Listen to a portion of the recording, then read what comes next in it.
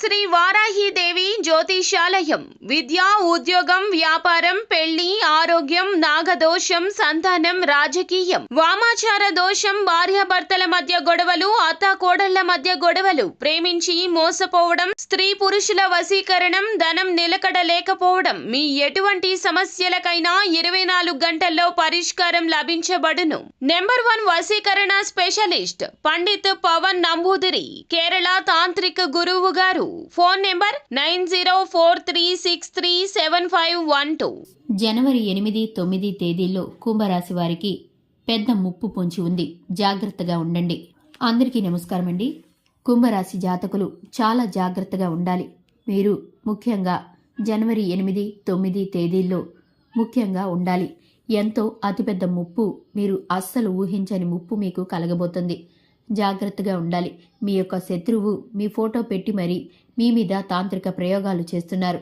అందుకుగాను మీరు జీవితంలో 100% కూడా ఇటువంటి సంగతులు జరగబోతున్నాయి. ఇటువంటి సంగతులు 100% జరగబోతున్నాయి. ఏం జరగబోతుందో తెలియాలంటే గనక వీడియోని పూర్తిగా మీరు చూడాల్సిందే. వీడియోని మీకు నచ్చితే గనక లైక్ చేయండి. మీ లైక్ ఎంతగానో మాకు సపోర్ట్ అండ్ ఎంకరేజ్మెంట్గా ఉంటుంది.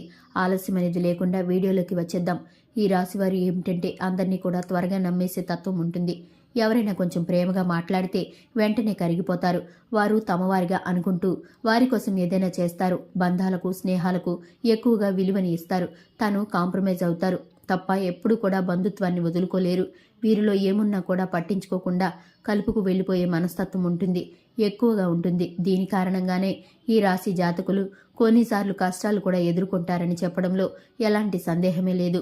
మీ మంచితనాన్ని కొంతమంది అదునుగా తీసుకొని ప్రతిసారి కూడా మిమ్మల్ని తొక్కేయడానికి, అంటే మిమ్మల్ని అణచివేయడానికి కానీ, లేకపోతే వారిదే పై చెయ్యి, మీ చెయ్యి కిందగా ఉండాలని కానీ మీకోసం ప్రయత్నాలు చేస్తున్నారు. మీ చుట్టూ ఉన్నవారు ఎంతగానో ప్రయత్నిస్తున్నారు. మీ చుట్టూ ఉన్నవారు మిమ్మల్ని తప్పించుకోవడం ఇలాంటివి అన్నీ కూడా చేస్తున్నారు. కాబట్టి ఈ రాశి వారు కొంచెం జాగ్రత్తగా ఉండడం మంచిది. అయితే ఈ రాశి వారికి ఒక శత్రువు ఉన్నారండి. ఆ శత్రువు అయితే మిమ్మల్ని వెంటాడుతున్నాడు. మీ పైన ఏ విధంగా పగ తీర్చుకోవాలో తెలియక మీ పైన చివరాఖరకు తాంత్రిక ప్రయోగాలు చేయడానికి కూడా సిద్ధపడ్డారు. మీ యొక్క ఫోటో పెట్టి తాంత్రిక పూజలైతే చేస్తున్నారు. ఈ విధంగా చేయడం వల్ల మీ ఇంట్లో తరచుగా గొడవలు రావడం, ముఖ్యంగా ఆరోగ్యం సహకరించకపోవడం, ఏవేవో కొత్త వ్యాధులు అనేవి ఇబ్బంది పెడుతూ ఉంటాయి. అసలు ఒంటికి సంబంధం లేనటువంటి వ్యాధులైతే మీకు రావడం ద్వారా మీరు ఆశ్చర్యపోతున్నారు.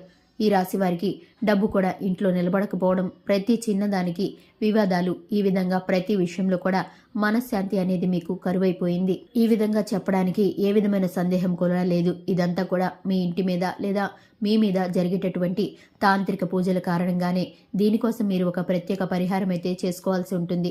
ఇప్పుడు మనం గుర్తుపెట్టుకోవాల్సిన అంశం ఏమిటంటే, తాంత్రిక పూజలకు కేవలం తాంత్రిక పరిహారాలు మాత్రమే చేసుకోవాల్సి ఉంటుంది. సాధారణ దోషాలకు మన సాధారణ పరిహారాలు అయితే సరిపోతాయి, కానీ తాంత్రిక పూజలకు మాత్రం సాధారణ పరిహారాలు చేసుకుంటే అవి మాత్రం అంతగా ఫలితాన్ని ఇవ్వవు. కాబట్టి తాంత్రిక శాస్త్రం ప్రకారం మన తాంత్రిక పరిహారాలే మనం చేసుకోవాలి. ఇవి సాధారణ పరిహారాలతో పోలిస్తే కూడా చాలా క్లిష్టంగా ఉంటాయని చెప్పడంలో ఎలాంటి సందేహం లేదు. మీరు ఒక పరిహారం అయితే ఈ సమయంలో చేయాల్సి ఉంటుంది. ఇలా చేస్తే గనక ఖచ్చితంగా మీపై చేసేటటువంటి చెడు పూజల ఫలితం మీ మీద ఉండదు. మీ ఇంటికి పెట్టేటటువంటి శాపాలు, దోషాలు లేదా ఏవైనా ఇంటికి సంబంధించిన తాంత్రిక పూజలు చేస్తున్నట్లయితే గనక అవి అటువంటి వాటన్నిటిని కూడా ఖచ్చితంగా తిప్పికొట్టవచ్చు. ఈ పరిహారానికి అంత శక్తి ఉందండి. ఈ రాశివారు ఆచరించవలసిన తాంత్రిక పరిహారం ఏమిటో ముందుగా మనం ఒకసారి తెలుసుకుందాం. వీరి రంగాల వారీగా వీరి ఫలితాలు పరిశీలిద్దాం. ఎంత కష్టపడుతున్నా కూడా ఫలితం రావడం లేదని ఇబ్బందులు పడుతూ ఉంటారు. ఇదంతా కూడా ఈ తాంత్రిక ఫలితాల మూలంగానే. పూజల్లో భాగమవునండి. మీరు చేసే వ్యాపారంపై కూడా ఇది ప్రభావం చూపిస్తుంది. మీరు డిప్రెషన్లోకి వెళ్ళిపోయే పరిస్థితులు అయితే కనిపిస్తున్నాయి. ఉద్యోగపరంగా చూసుకున్నట్లయితే మీకు శత్రువులు అధికమైపోతూ ఉంటారు. అనుమానాస్పద స్థితిలో ఎవరైనా ఏమైనా ఇచ్చినా కూడా మీరు తీసుకోకండి. అయితే ఈ రాశివారు ఎటువంటి పరిహారాన్ని ఆచరించాలంటే గనక ఈ పరిహారం ఆదివారం రోజు మాత్రమే చేసుకోవాల్సి ఉంటుంది. ఈ పరిహారం మాత్రం చాలా నిష్ఠగా చేసుకోండి.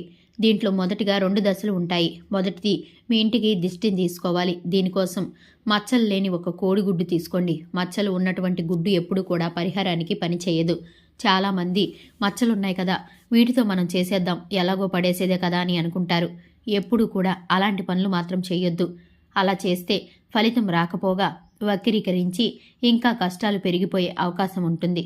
మచ్చలు లేనటువంటి కోడిగుడ్డు తీసుకొని దాన్ని శుభ్రంగా కడిగి దానికి కాటుకతో కళ్ళు, ముక్కు, నోరు, బొట్టు, చెవులు అంటే ముఖం, ఆ కోడిగుడ్డుపై ఒక ముఖ ఆకారాన్ని మీరు గీసుకోవాలి. ఇలా గీసుకున్న తర్వాత ఎడమ చేతిలో పెట్టుకొని ఇంటి ముఖద్వారం వద్దకు వచ్చి కుడి చేతి వైపుగా 3 సార్లు దిష్టి కింద తీసేయండి.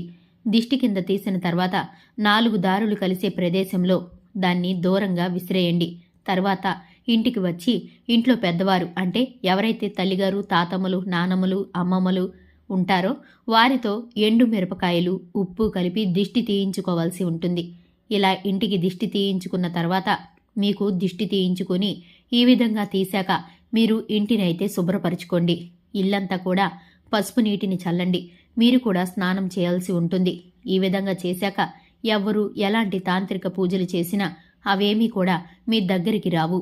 ఖచ్చితంగా ఈ పరిహారం ఆదివారం మాత్రమే చేయాల్సి ఉంటుంది.